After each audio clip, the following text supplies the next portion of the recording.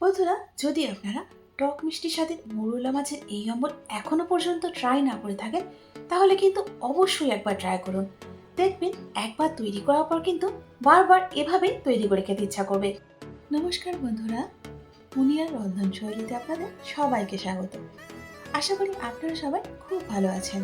আমাদের বাঙালিদের রান্নাঘরে অম্বলের কিন্তু একটা বিশেষ জায়গা আছে। আর ভাতের শেষ পাতে যদি একটু অম্বল না হয়, তখন মনে হয় কি যেন একটা খাওয়া হলো না, খাওয়াটা যেন অসম্পূর্ণ থেকে গেল, ঠিক তেমন জমলো না। আর সে কথা মাথায় রেখে আজকে আবারও হাজির হয়েছি পুরোনো দিনের আরও একটা রেসিপি নিয়ে, মৌরলা মাছের অম্বল, যা খেতে হয় অসাধারণ। চলুন এবার তাহলে জেনে নেওয়া যাক খুব সহজে আর কম উপকরণে সাবেকি এই মৌরলা মাছের অম্বল ঠিক কিভাবে তৈরি করতে হয়। প্রথমে মাছগুলো ভেজে নেব, সেই জন্য কড়াতে দিয়ে দিচ্ছি 2 টেবিল চামচ সর্ষের তেল। এখন তেলটা কড়ার চারিপাশে একটু ভালো করে লাগিয়ে দিচ্ছি, যাতে করে ভাজার সময় মাছগুলো আটকে না যায়। তেলটা গরম হয়ে যাওয়ার পর এখন নুন হলুদ মাখানো মৌরলা মাছগুলো দিয়ে দিচ্ছি। কড়াতে মাছগুলো দিয়ে কিন্তু সাথে সাথে নাড়াচাড়া করা যাবে না, তাহলে কিন্তু ভেঙে যাবে। আর এই সময় গ্যাসের ফ্লেমটা কিন্তু মিডিয়ামে রাখতে হবে। এভাবে মিনিট খানেক অথবা মিনিট দেড়েকের জন্য মাছগুলো ভেজে নেব, তারপর এগুলোকে উল্টিয়ে দেব। প্রায় 1.5 মিনিট পর এখন মাছগুলোকে আমি উল্টিয়ে দিচ্ছি। আর দেখুন এখানে কিন্তু একটা মাছও ভাঙেনি। এভাবে কিন্তু মাছগুলো ভেজে নিতে হবে। বন্ধুরা, যদি আপনারা একটু ভালো করে লক্ষ্য করেন, তাহলে দেখতে পাবেন মাছগুলোকে আমি একটু কিন্তু কড়া করেই ভেজেছি। মাছগুলো ভাজা হয়ে গেছে, এবার এগুলোকে আমি তেল থেকে তুলে নিচ্ছি। এখন ফোড়নের জন্য দিয়ে দিচ্ছি 1/4 চা চামচ মেথি। মেথিটা দিলে অম্বলের গন্ধটা খুব সুন্দর হয়। এর সাথেই দিয়ে দিচ্ছি 1 চা চামচ সর্ষে আর একটা শুকনো লঙ্কা। এখন ফোড়নগুলোকে কিছুক্ষণের জন্য নাড়াচাড়া করে নিচ্ছি। এবার এর মধ্যে দিয়ে দিচ্ছি রাঙা আলু বা মিষ্টি আলু প্রায় 150 গ্রাম। সাথে দিয়ে দিচ্ছি সম পরিমাণে কুমড়ো, যেগুলোকে আমি একটু লম্বা লম্বা করে কেটে নিয়েছি। এখন সবজিগুলোকে মিনিট 3-4 জন্য লো টু মিডিয়াম ফ্লেমে ভেজে নেব। বন্ধুরা, আপনারা যদি চান এতে আর অন্যান্য সবজি দিয়েও করতে পারেন। আমার কাছে এগুলো ছিল তাই এগুলো দিয়ে করছি। আপনারা চাইলে এর মধ্যে কাটি কচু, বেগুন অথবা মূলও দিতে পারেন, তাতেও কিন্তু খেতে খুব সুন্দর লাগে। এখন এর মধ্যে জল দিয়ে দিচ্ছি 1/2 কাপ। জলটা দেওয়ার পর একটু নাড়াচাড়া করে জলটা সবজির সঙ্গে ভালো করে মিশিয়ে নিচ্ছি। এর সাথে এখানে নুনটা দিয়ে দিচ্ছি পরিমাণ মতো।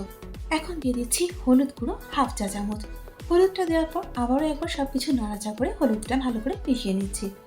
এবার গ্যাসের ফ্লেমটা একেবারে লোতে রেখে চাপা দিয়ে সবজিগুলোকে প্রায় 80% পর্যন্ত সেদ্ধ করে নেব।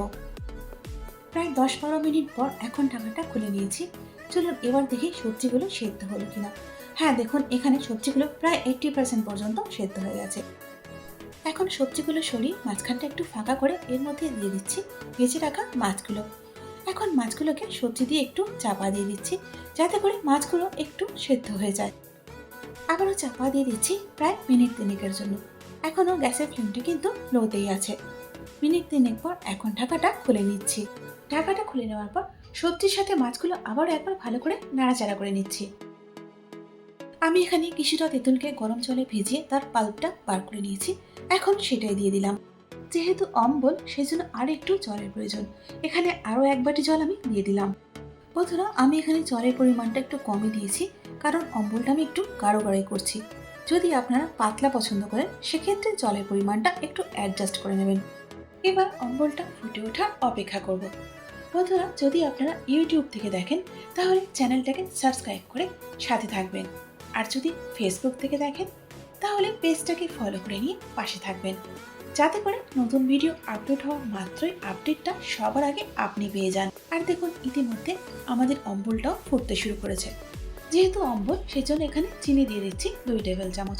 চাইলে আপনারা এখানে গুড়ও দিতে পারেন, তবে মিষ্টিটা আপনাদের স্বাদ অনুযায়ী আপনারা অ্যাডজাস্ট করে নেবেন। নাও টাইম টু মিক্স ইট। এখন মিডিয়াম ফ্লেমে অম্বলটাকে 4-5 মিনিটের জন্য ফুটিয়ে নেব। 5 মিনিট পর এখন গ্যাসের ফ্লেমটা অফ করে দিলাম। আর দেখুন এর সাথেই তৈরি হয়ে গেল আমাদের অপূর্ব স্বাদের টক মিষ্টি মৌরলা মাছের অম্বল। তাহলে বন্ধুরা, ভাতের শেষ পাতে খাওয়ার জন্য মৌরলা মাছের এই টক মিষ্টি অম্বলটা অবশ্যই একবার তৈরি করুন। আর তৈরি করে খাওয়ার পর আমাকে কমেন্টস করে জানান আপনাদের কেমন লাগলো। আশা করি আজকের এই টক মিষ্টি স্বাদের মৌরলা মাছের অম্বলের রেসিপিটা আপনাদের ভালো লেগেছে। যদি ভালো লেগে থাকে তাহলে একটা লাইক করে দিন। তারই সাথে বন্ধু বান্ধব এবং আত্মীয় পরিজনের মধ্যেও শেয়ার করে দিন।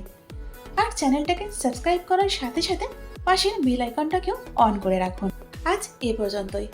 আবারও ফিরে আসছি আরো সুন্দর সুন্দর রেসিপি নিয়ে পরে অন্য কোনো ভিডিওতে। এতক্ষণ আমার সঙ্গে থাকার জন্য অনেক ধন্যবাদ।